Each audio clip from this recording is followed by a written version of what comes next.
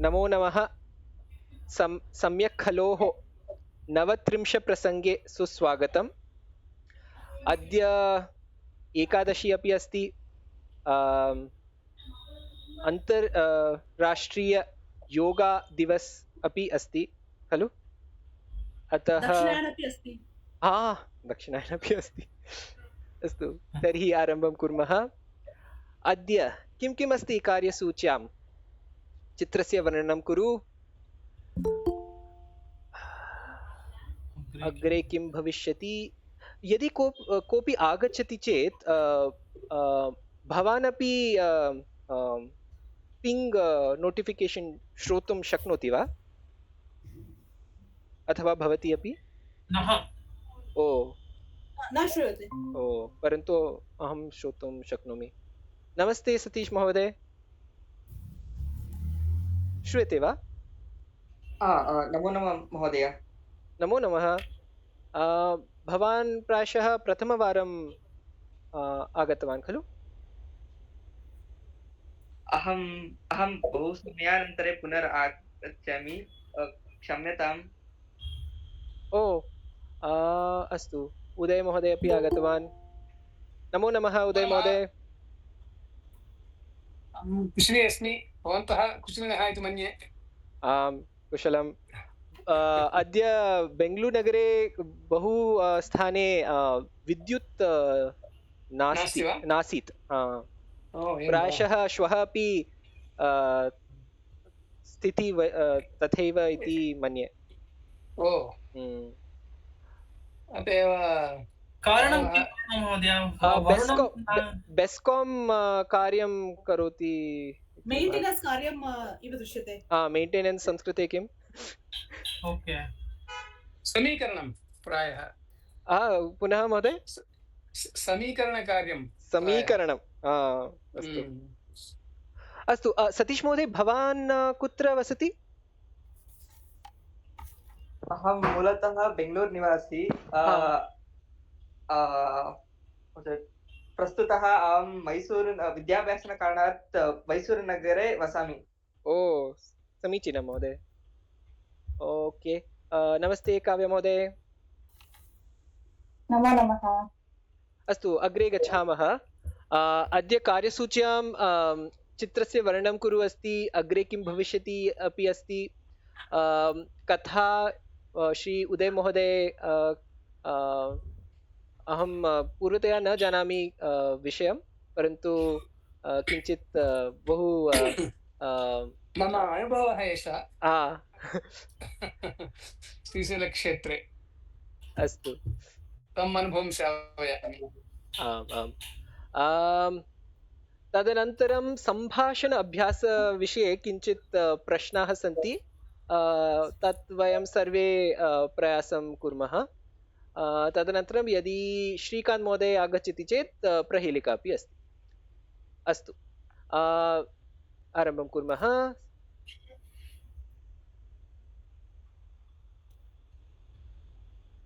चित्रस्य वर्णनं कुरु।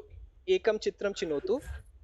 तस्मिन् विषये 3 वाक्यानि रचयित्वा अन्यजनान् अवसरं परिणामयतु अथवा समर्पयतु। कः प्रथमं गन्तुम् इच्छति?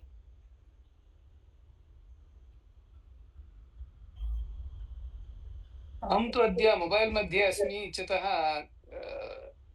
किञ्चित् द्रष्टुं क्लेशम् अनुभवामि। पश्यामि। सम्यक् न दृश्यते वा? यतोहि लघु स्क्रीन् पटलः। ओहो, एकनिमिषम्। अहं नास्ति चिन्ता महोदय। यद्यपि भवान् बृहत् करोति तथापि लघु एव। मोबैल् मध्ये अस्मि किल। आम् आम् आम्, नास्ति चिन्ता। अस्तु, अन्य कोऽपि? हनी कार्तिक महोदय?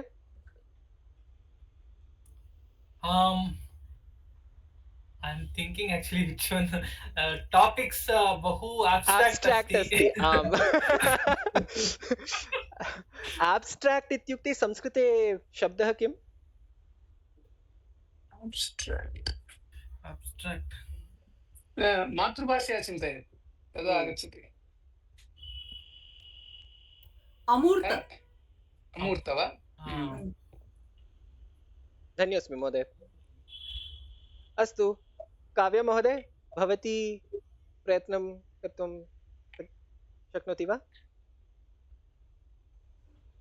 आम्, अहं द्वितीयचित्रस्य उपरि वदिष्यामि। अस्तु अस्मिन् चित्रे 4 जनाः सन्ति। सूर्यः अस्ति आगसे। एकः बालकः अस्ति, सः नीलवर्णस्य ऊरुकम् ऊरुकं शर्ट् इत्युक्ते किम्? ऊरुकं ऊरुकं धारितमस्ति। सः एकं पुस्तकमपि पठितमस्ति। द्वौ महिलाः सन्ति। द्वे महिले स्तः किं? स्तः खलु? द्वे महिले स्तः। तावदेव। धन्योऽस्मि महोदय। नमो नमः मालती महोदय। महीन्दन् महोदय भवान् वदतु। अहमपि द्वितीयचित्रं शृणोमि। अस्तु। तत् वीथिदृश्यमस्ति। जपान् इति दृश्यते। जटानिधि इत्युक्ते जपान्। ओ जपान् निप्पान् प्रदेश। इदं स्केच् न तु छायाचित्रम्।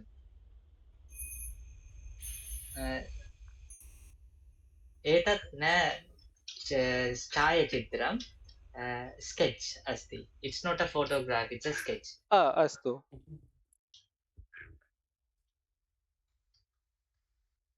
त्रीणि वाक्यानि अभवत् वा? अस्तु अस्तु। प्रथमं चित्रं स्वीकुर्मः महोदय। अस्तु। अत्र किं दृश्यते इत्युक्ते कश्चन पुरुषः चित्रं लेखितुं प्रयत्नं कुर्वन् अस्ति, बहूनि वर्णानि स्वीकृत्य, किन्तु किमपि लेखितुम् अशक्तः इत्यतः सः खिन्नः दृश्यते। अस्तु। केवलं वर्णलेपनमेव कृतवान्, मोडर्न् आर्ट् इति वदामः किल आङ्ग्लभाषायाम्। अहं चिन्तयामि सः केवलं चिन्तनम् एव करोति, आरम्भं न कृतवान् इति अहं चिन्तयामि। न कृतवान्। पृष्ठे किञ्चित् वर्णलेपनं दृश्यते किल, शिरसि उत्पन्नः। अहं चिन्तयामि सः श्वः किं गङ्गाप्रवाहः शिरसि। अस्तु अस्तु, धन्योऽस्मि महोदय।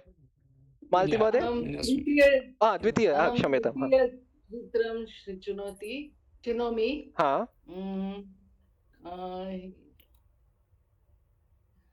महिला निद्रात् अस्ति।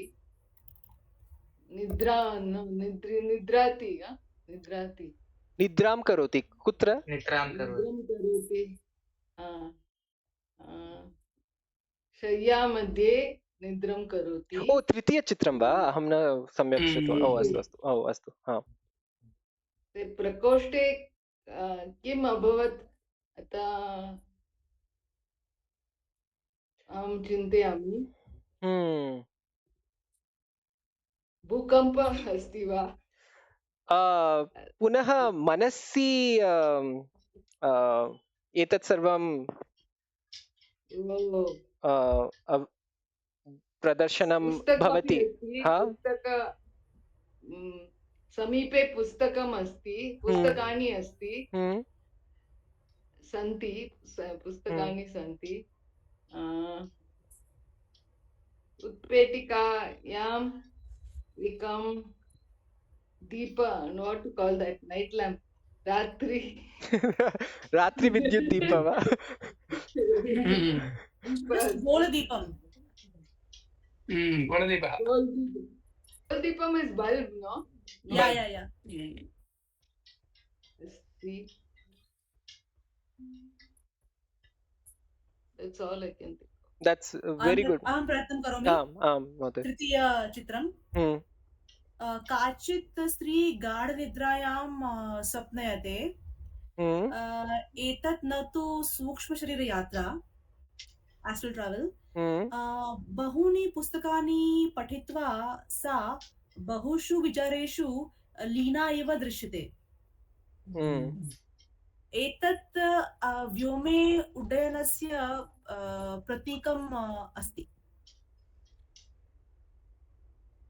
सम्यक् महोदय space travel what is bad dream in sanskritam दुःस्वप्न दुःस्वप्न अहं चिन्तयामि दुःस्वप्नं प्रदर्श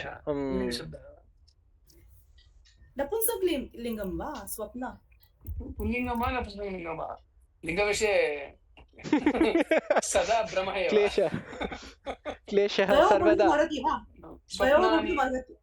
स्वप्नमेव नपु एव स्वप्नानि वदामः किल स्वप्नमेव संसाधनी इति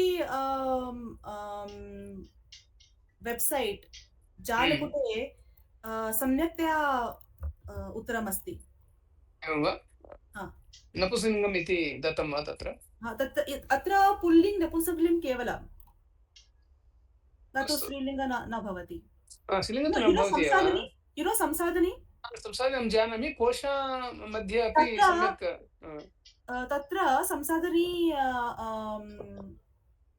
what do you call it अन्तर्जाल जालपुटे वा टूल्स् अत्र ड्राप् डौन् मेनु अस्ति तत्र मोर्फोलॉजिकल एनालाइजर अस्ति पदविश्लेषिका मोर्फोलॉजिकल एनालाइजर तत्र बहु सम्यक्तया उल्लेखम् अस्ति विवरणम् महोदय कृपया एतत् लिंक अपि प्रेषयतु ग्रुप् मध्ये इदानीमेव करोमि धन्यवादः अस्तु कोऽपि अवशिष्टः वा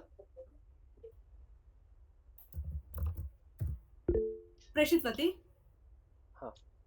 दृश्यते अग्रे गच्छामः वा अथवा अन्य कोऽपि अस्ति वा अहं पुटं पूर्वतया द्रष्टुं न शक्नोमि अहं शेर् करोमि खलु अन्य कोऽपि अस्ति वा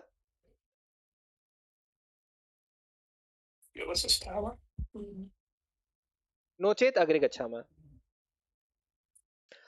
अग्रे किं भविष्यति रात्रि अस्ति तव निष्तन्त्र्या तो निष्तन्त्री इत्युक्ते मोबाइल फोन इति अहं स्वीकरोमि तव निष्तन्त्र्याः विद्युत्कोशः मृतः अस्ति मार्गे कोऽपि यानव्यवहारः नास्ति तव यानस्य इन्धनमपि समाप्तम् अस्ति भवते दूरभाषं करणीयं त्वम् इदं गृहं पश्यसि एतत् गृहम् अकस्मात् द्वारस्य विद्युद्दीपः उज्ज्वलितं भवति परन्तु द्वारं पिहितम् अग्रे किं भविष्यति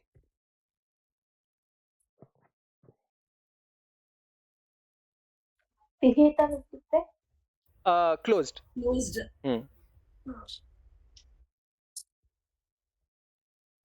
उद्घाटितं पिहितं महोदय मम सबटाइटल आवश्यकम् I'll explain सम्पूर्णं न अवगतम् अस्तु अस्तु धन्यवादः महोदय thank you for informing I will explain रात्रि अस्ति it's night your phone's vidyut kosha battery is dead okay I literally did the translation here I'm not sure if this is the right way of saying it marge kopi yana vyavaharah nasi there is no movement of vehicle no vehicle moving around on the road your vehicles oil petrol indhanam also is over oil petrol right you bhavate durabhasham karaniyam you need to make a phone call you're basically stranded right now you see this house akasmat suddenly doors light electric light turns on but the door remains closed the door is closed agre kim bhavishyati what happens next what will happen next what will you do झटिति द्वारस्य उद्घाटनं भवति काचित् महिला बहिः आगच्छति अस्तु तस्य पादः पृष्ठतः स्तः पादौ श्वेतशाटिका धारित्वा श्वेतशाटिकां धृत्वा बहिरागच्छति एका महिला तां दृष्ट्वा अहं ततः धावामि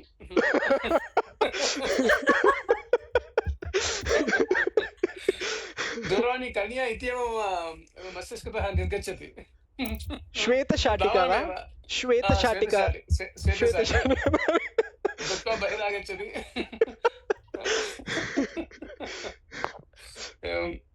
अस्तु, अन्य कोऽपि? यः अन्तः अस्ति सः बहिः कः स्यात् इति बिभेति।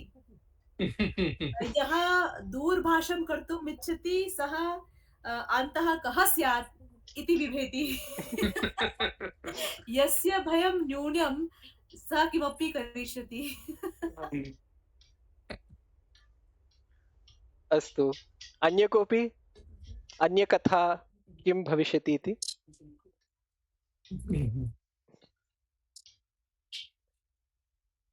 अहम् एकनिमिषं ददामि।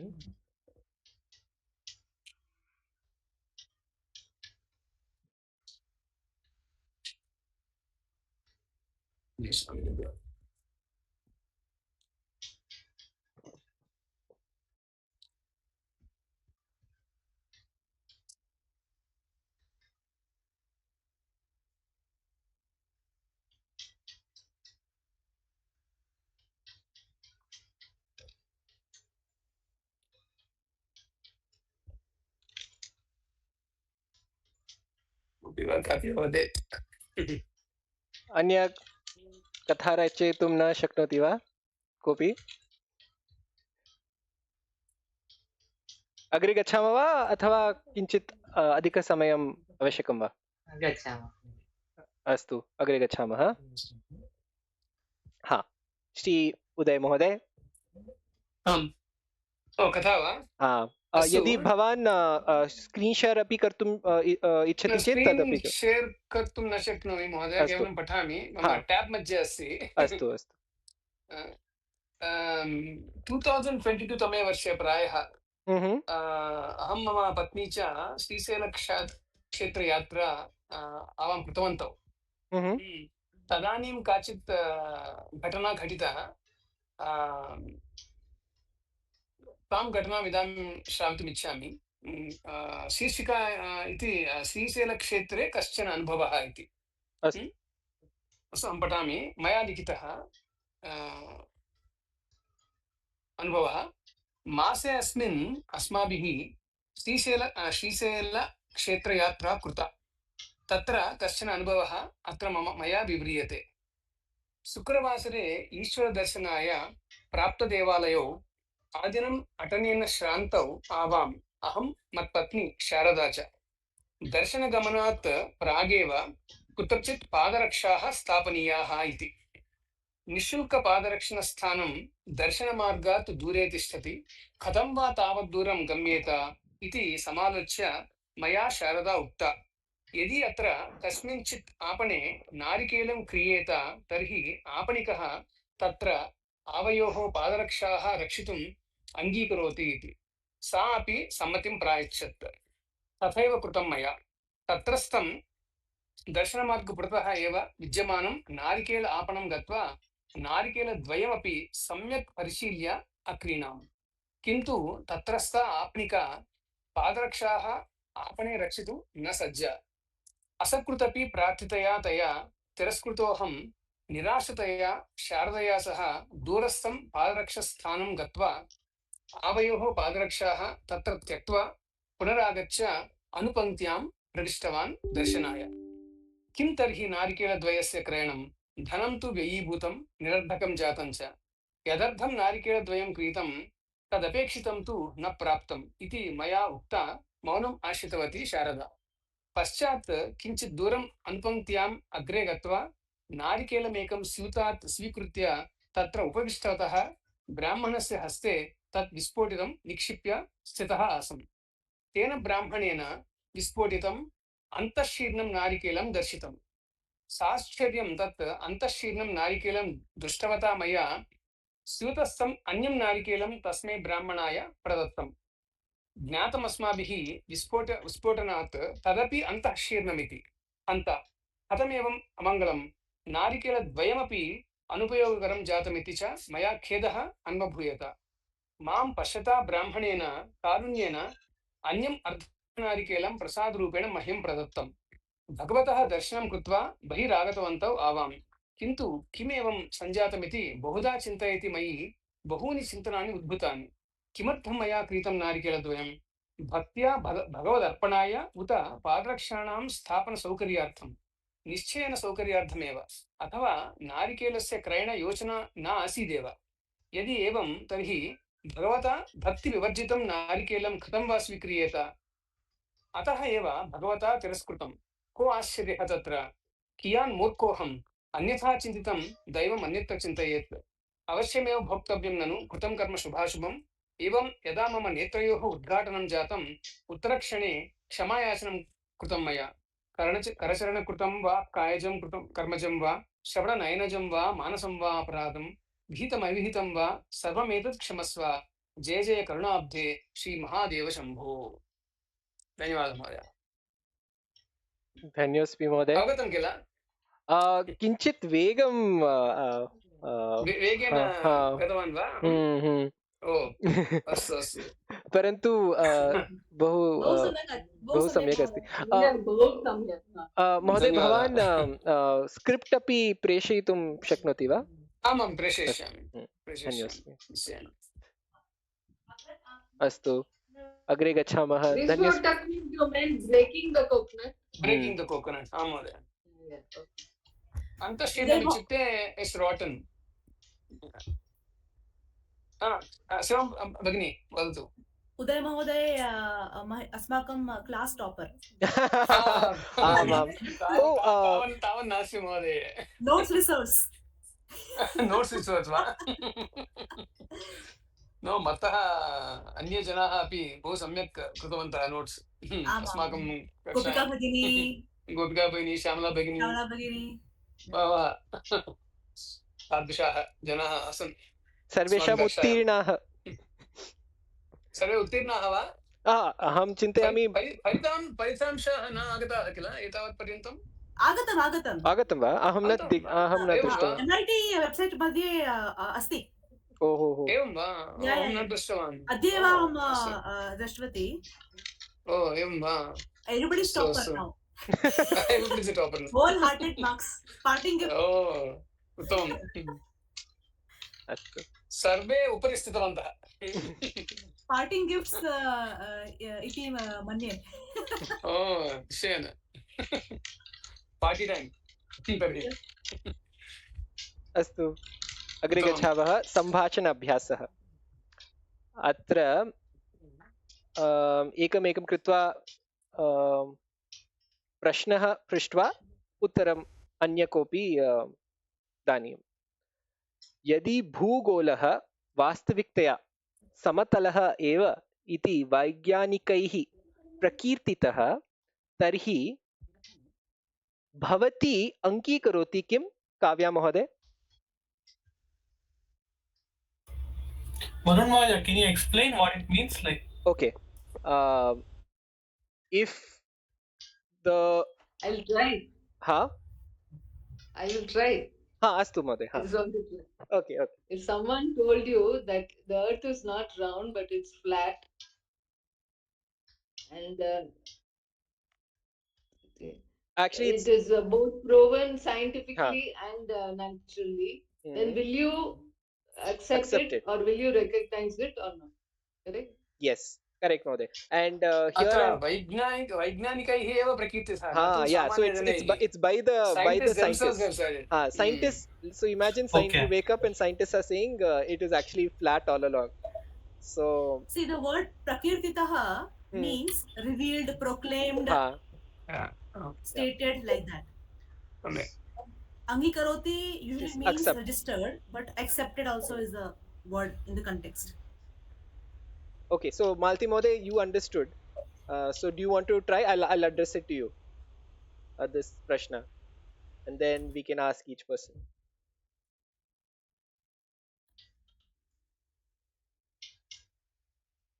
महीन्दन् महोदय अवगतं खलु? आम् अवगतं महोदय। उत्तरं should I reply? अस्तु, उत्तरं ददातु। अहं न अङ्गीकरोमि। रीसन् अहं चित्राणि वीडियो दृष्टवान् किल स्पेस् मध्ये, स्पेस् फोटोग्राफी तत् कारणात् न अङ्गीकरोमि। परन्तु अधुना वैज्ञानिकैः प्रकीर्तितः खलु एतत् सर्वं। पूर्वं यत् वयं जानीमः तत्सर्वं नष्टं भवति। समतलः एव भूगोलः। वैज्ञानिकः कुत्र कस्मिन् देशीय अस्ति वा? मिड्ल ईस्ट् मध्ये अस्ति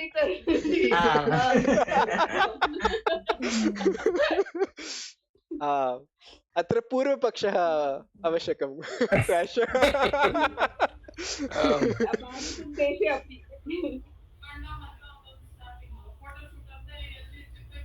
कार्तिक महोदय किञ्चित् वक्तुम् इच्छति वा? आम् महोदय, भवान् किं वदति इति वदतु। सर्वकाले सर्व वैज्ञानिकं scientists वैज्ञानिका will say, right? सर्वकाले सर्ववैज्ञानिकं करेक्ट नास्ति, समीचीनं नास्ति। सर्वविषये एकं प्रमाणम् अस्ति, प्रत्यक्षप्रमाणम् अस्ति। ते we have to verify ourselves, like peer review what they say, right? So I'm not getting words for that. प्रत्यक्ष प्रमाण, शब्द प्रमाण, प्रत्यक्ष प्रमाण अस्ति। Even though the scientists tell it, I'm not getting the words for it now. एषः तु अधुना केवल शब्द प्रमाण एव खलु? केवल शब्द प्रमाण, प्रत्यक्ष प्रमाणं नास्ति। यदा प्रत्यक्षप्रमाणेन गच्छामः चेत् समतलः एव दृश्यते किल सर्वत्र? न, समतल न दृश्यते। किम् इत्युक्ते यदि समुद्रे दृश्यते चेत् even fall, no, we go to one place, samatala because it's not continuous, right? We fall. मूर्धनं तु न जायते। अन्य कोऽपि प्रयत्नं करोतु। अहं तु मया चिन्त्यते महोदय, कियान् मूर्खः एते वैज्ञानिकाः इति। एकत्र भूगोलः इति ते वदन्तः सन्ति, गोलः नाम स्फियर् एव किल, तर्हि किमर्थं समतलः पुनः? अतः ते मूर्खाः इति एव मम चिन्तनं तु। भूमिः इति वक्तव्यं, भूगोलः इति न वक्तव्यं किल? No, there were people who believed it was samatala. No, there are people who still believe. अधुनापि केचन जनाः अङ्गीकरोति समतलः एव इति। समतल कथं वक्तुं शक्यते? कथम्? अहं सर्वदा स्वकीय अवलोकने निर्भरं करोमि। प्राचीनदर्शनशास्त्राणि प्रमाणानि बोधयन्ति। प्रत्यक्षप्रमाणं सर्वाधिकं विश्वसनीयं। शब्दप्रमाणं तु गौणसूचना एव। शब्दप्रमाणं गौणसूचना इत्युक्ते सेकेण्डरी इन्फर्मेशन्। गौण सेकेण्डरी, प्रत्यक्षप्रमाणं सर्वाधिकं विश्वसनीयम्। अस्तु, धन्योऽस्मि सीमा महोदय। अन्य कोऽपि? वयं चन्द्रात् दृष्टवन्तः किल, ये सर्वे असत्यं वा? चन्द्रः केवल चित्रमेव नासा प्रदर्शयति।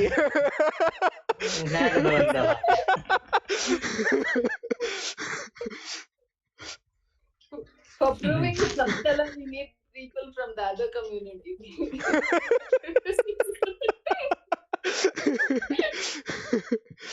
अस्तु अस्तु अग्रे गच्छामः वा? अस्तु यदि चतुष्पदाः संस्कृतं वक्तुम् आरभ्यते भवान् अथवा भवती किं करोति? चतुष्पदाः इत्युक्ते four legged creatures, so animals, yes. अस्माकं भाषायाः वर्धं भवति एव तर्हि। संस्कृतं, परन्तु अन्यभाषा न, केवलं संस्कृतम्। इदानीं तु संस्कृतं वक्तुं व्यवस्था नास्ति किल महोदय कुत्रापि, अतः यदि चतुष्पदाः अपि वक्तुम् आरभ्यन्ते संस्कृतभाषा, तर्हि अस्माकं भाषायाः वर्धनमपि भवति, व्यवस्था कल्पिता भवति किल। समीचीनमेतत्, अवश्यमेव। काव्या महोदय, भवती किं करोति? अहं तेन सह एव संस्कृतकक्षां स्वीकरोमि। नो कास्ट् भविष्यति, ते धनं न इच्छति किल तत्कारणम्। उत्तम चिन्तनं। शुनकः आगच्छति, भो भो भो इति मकां वदति, किं भो किं भो। सम्यक् सम्यक्। फनी कार्तिक महोदय, भवान् किं करोति?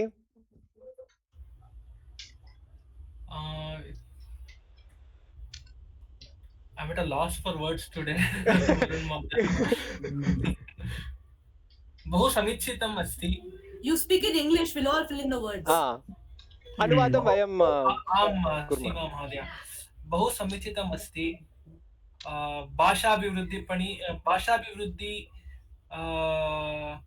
is also possible. Why not?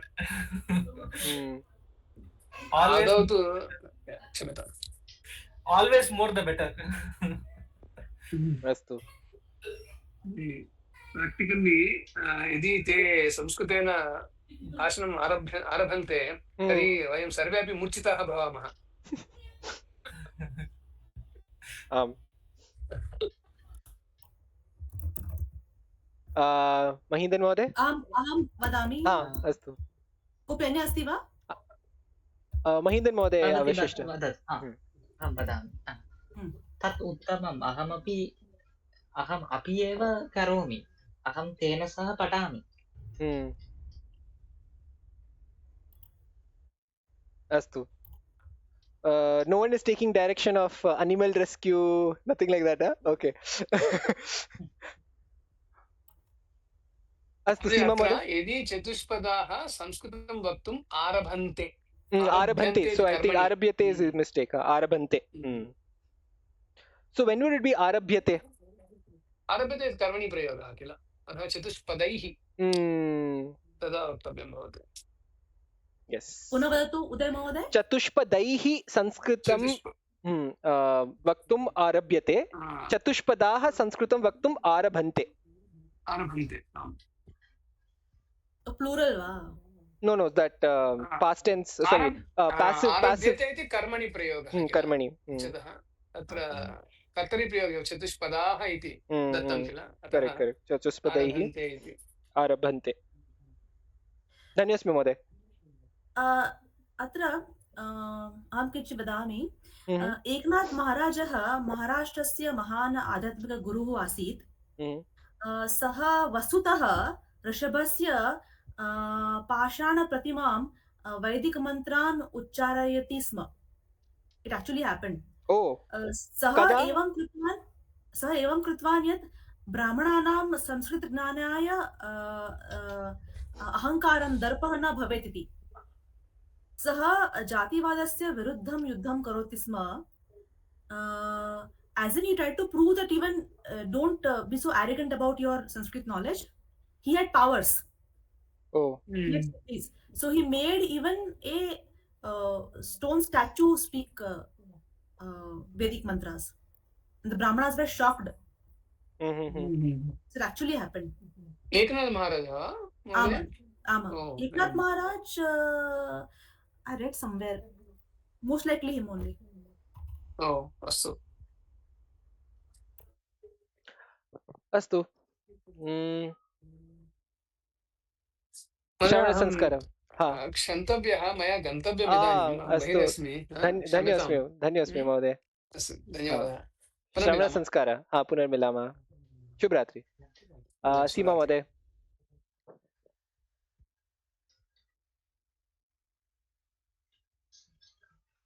श्रूयते वा?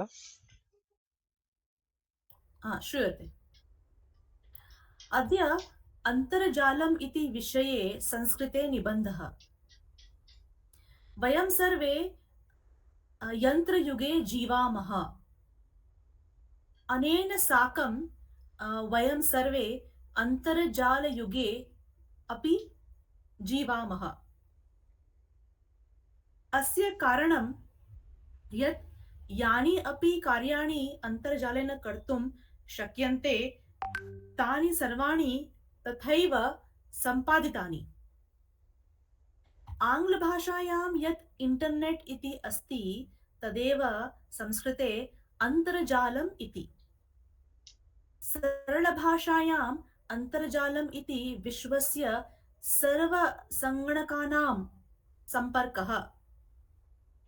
विश्वे वयं कुत्रापि भवाम कदापि वा इच्छाम् अन्तर्जालेन कार्याणि कर्तुं शक्नुमः। अन्तर्जालेन बहूनि कार्याणि सम्पद्यन्ते। शिक्षणात् प्रारभ्य अन्तर्जालक्रीडाः पर्यन्तं सर्वाणि कार्याणि एतेन शक्यानि। बालकेभ्यः अन्तर्जालक्रीडाः मनोरञ्जनम् आनन्दं च यच्छन्ति। अन्तर्जालस्य उपयोजनं नूतनज्ञानविषयाणाम् अन्वेषणाय बहुभिः क्रियते। एतस्मै गूगल इत्यादिवत् अन्वेषणोपकरणानि वर्तन्ते। अन्तर्जालस्य उपयोजनं तु वयं दैनिकदिनजीवने अपि कुर्मः। यदापि दूरवाण्या वयम् आपणे धनान्तरणं कुर्मः तदा अन्तर्जालस्यैव उपयोजनं भवति। युवकेषु अन्तर्जालस्य उपयोजनं सामाजिकसम्पर्कमाध्यमाय भवति। प्रौढाः अन्तर्जालं गृहात् एव कार्यालयकार्याणि कर्तुम् उपयोजयन्ति।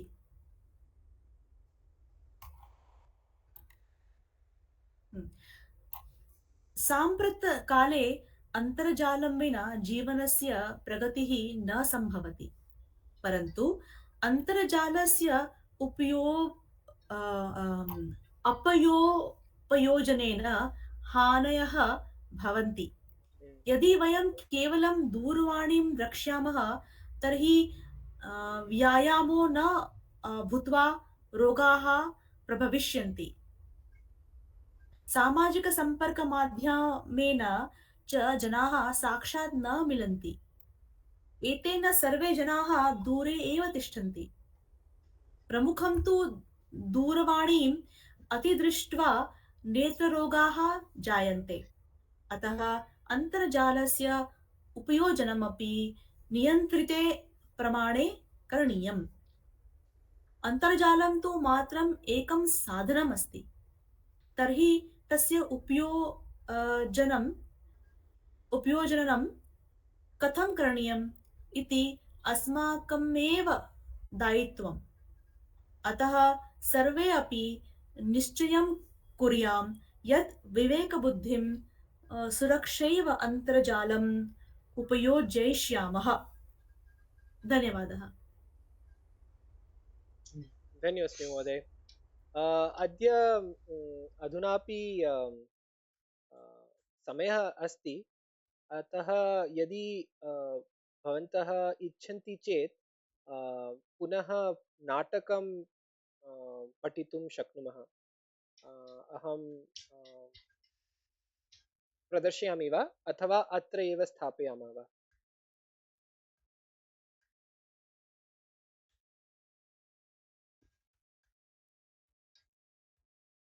महींदर महोदय, मालती महोदय, कार्तिक महोदय।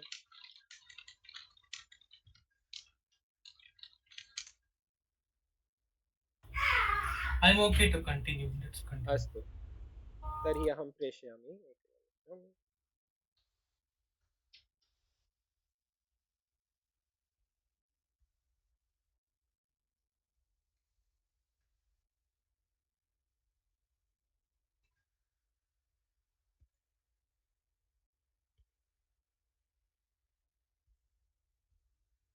नाटकस्य नाम वैद्यरोगिसम्भाषणम् इति अहम् अधुना प्रेषयामि।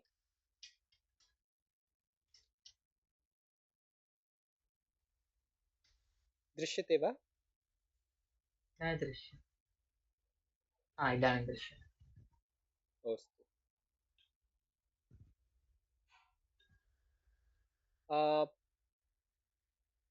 अत्र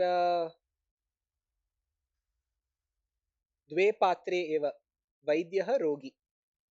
वैद्यः कः, रोगी कः?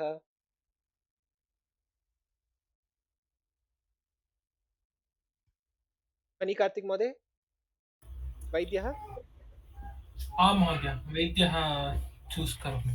चिनोमि। रोगी? अहं चिनोमि। अस्तु महोदय, आरम्भं करोतु। आहो, महती दन्तवेदना अस्ति। उपविशतु, पश्यामि। मुखमुद्घाटनातु। इतोपि उद्घाटयतु। उद्घाटयतु, इतोपि करोतु। न शक्नोमि तथा कर्तुं। भवतु परिशील्य, एकः दन्तः नष्टः अस्ति। तं निष्कासयामि। मम भयं वैद्यमहोदय, अधिकां वेदनां न करोतु। चिन्ता मास्तु, किमपि न भवति। वैद्य, पश्यतु, भवतः अहं पठामि। सूत्रधारविषये अहं पठामि। वैद्यः दन्तं निष्कासयति, he removes the tooth. रोगी उच्चैः आक्रोशं करोति, he yells. The रोगी yells loudly. वैद्यः, पश्यतु, भवतः दन्त तत्र पतितः अस्ति। महोदय, पर्याप्तं। वेदनां सोढुं न शक्नोमि। भवतु कति रूप्यकाणि? 1000 रूप्यकाणि ददातु। किमर्थं तावत् धनम्? एतस्य दन्तस्य निमित्तं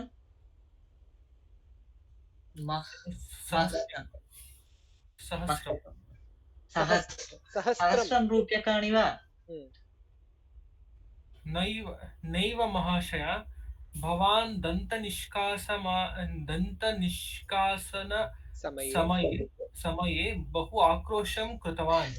भवतः कारणातः बहिः उपविष्टाः मम अन्ये सर्वे रोगिणाः भीत्या पलायिताः। अतः तेषां धनमपि भवता दातव्यम्। एवं वा? तावदेव, but you understood the last one? I'll explain. So basically, because of his yelling, the other patients, they got scared. Bhitya palayita, they ran away.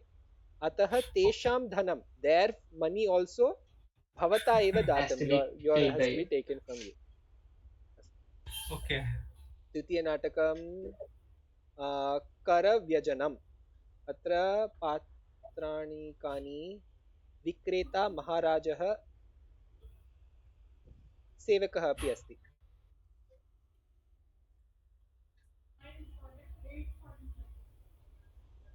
अस्तु, विक्रेता कः,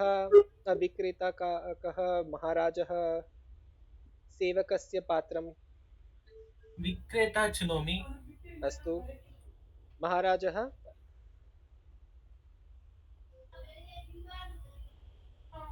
सीमा महोदय आम् महीदन महोदय सेवकः अहं किमस्मि महाराजः अस्तु अहं सूत्रधारस्य विषये अहं वदामि मञ्चस्य पृष्ठभागे महाराजः उपविष्टः अस्ति अग्रिमभागे व्यजनविक्रेता प्रविशति सः अग्रिमः भागः मार्गः इति भावनीयम् विक्रेतः व्यजनम् आवश्यकं वा व्यजनं करव्यजनम् एकस्य मूल्यं केवलम् एकं रूप्यकं परन्तु एकवर्षं जीवति व्यजनम् आवश्यकं वा व्यजनम् He's doing that call, you know, the vendors, they call out, no? Okay, like okay, that. Okay. You need to say it like that. Okay. व्यजनम् आवश्यकं वा व्यजनम् Okay. तथैव करव्यजनम् इतस्तं भ्रमति इतस्ततः भ्रमति here and there महाराजः कः तत्र सेवकः अहं वा आम् आम् जयतु महाराजः भोः तं व्यजनविक्रेतारम् अत्र आह्वय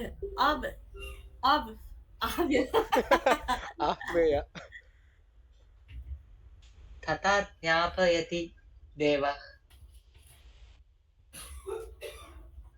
व्यजनविक्रेतुः समीपम् आगत्य भोः तिष्ठतु महाराजः भवन्तम् आह्वयति किं मां महाराजः आह्वयति भवतु गच्छामः समीपं गत्वा गच्छामः this is lot lakar okay समीपं गत्वा महाप्रभो वन्दनानि भोः मार्गे किं वदन् आसीत् भवान् महाराजन व्यजनस्य विक्रयणं कुर्वन् अस्मि तदेव उच्चैः वदन् आसम् तदेव पृच्छामि किं वदन् आसीत् भवान् इति व्यजनम् आवश्यकं वा व्यजनम् आवश्यकं वा व्यजनं करव्यजनम् एकस्य मूल्यं केवलम् एकं व्यजनं परन्तु एकवर्षं जीवति इति Oh, he's telling. It's like one year warranty, like, you know, 1 year at least. रे असत्यं मा वद एतदस्ति सामान्यं व्यजनम् नैव महाराज अहम् असत्यं न वदामि एतदस्ति विशिष्टं व्यजनं भवान् क्रीत्वा पश्यतु भवतु त्रीणि व्यजनानि देहि परन्तु स्मर यदि एतानि शीघ्रं नष्टानि भवन्ति तर्हि तव दण्डनं निश्चितम् तथैव भवतु महाराजः व्यजनानि ददाति महाराजः धनं ददाति अहं साधयामि सः गच्छति व्यजनम् आवश्यकं वा व्यजनं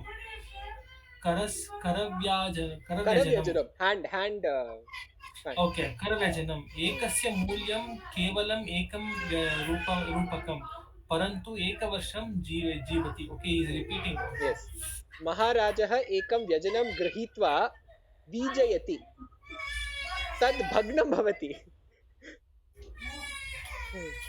अहो किमिदं भवतु अन्यत् पश्यामि क्षम्यताम्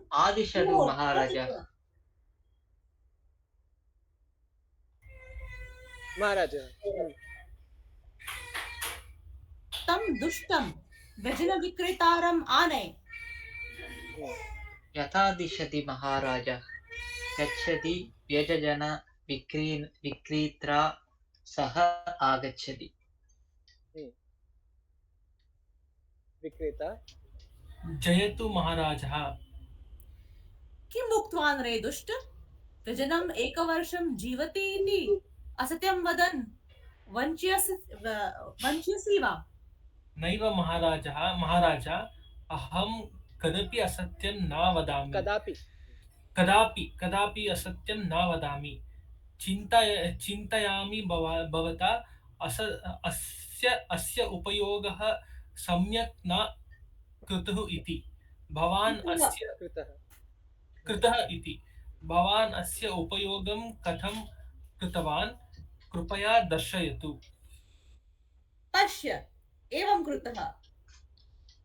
तृतीयेन व्यजनेन कृत्वा दर्शयति तदपि भग्नं भवति। विक्रेता ज्ञातं महाराजः। It's Maharaja. So with Maharaja, Sambodhana, the aha becomes lopah. Okay.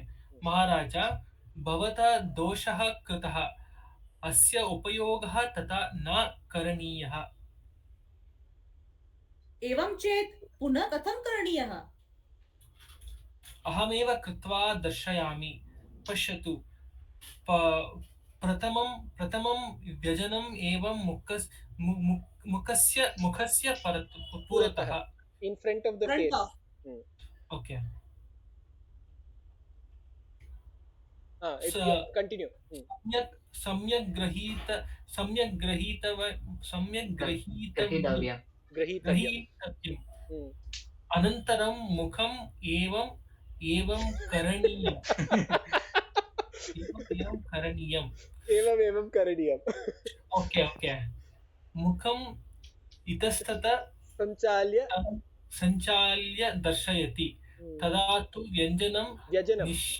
व्यजनं निश्चयेन एकवर्षं जीवति। अहो, अतीव चतुरोऽस्मि त्वं। हा। After that, off with his head. अस्तु, अत्र एव स्थापयामः। अग्रिमशनिवासरे पुनर्मिलामः। शुभरात्रि। राम राम। शुभरात्रि। शुभरात्रि।